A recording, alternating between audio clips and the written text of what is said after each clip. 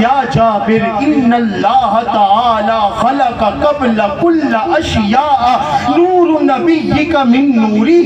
ثم قسم ذلك النور الى اربعۃ اجزاء وخلق من الجزء الاول اللوح ومن الجزء الثاني القلم ومن الجزء الثالث العرش ثم قسم ذلك الجزء الرابع الى اربعۃ اجزاء وخلق من الجزء الاول الكرسي ومن الجزء الثاني حملة العرش ومن الجزء الثالث باقي الملائكة ثم قسم ذلك الجزء الرابع إلى أربعة أجزاء وخلق من الجزء الأول السماوات ومن الجزء الثاني الأرضين ومن الجزء الثالث الجنة ومن الجزء الرابع النار.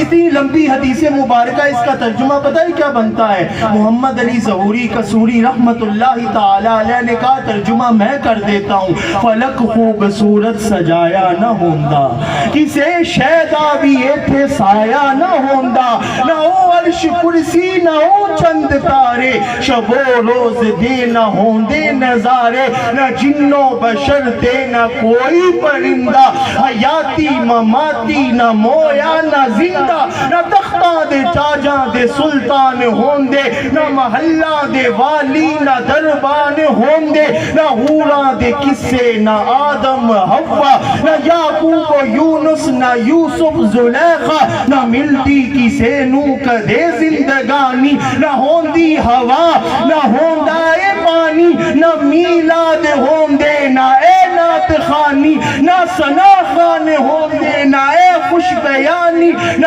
عرش و فرش تے نہ خاکی نہ نوری زمانے تے کچھ بھی نہ ہوندا ظہوری کسے شہدہ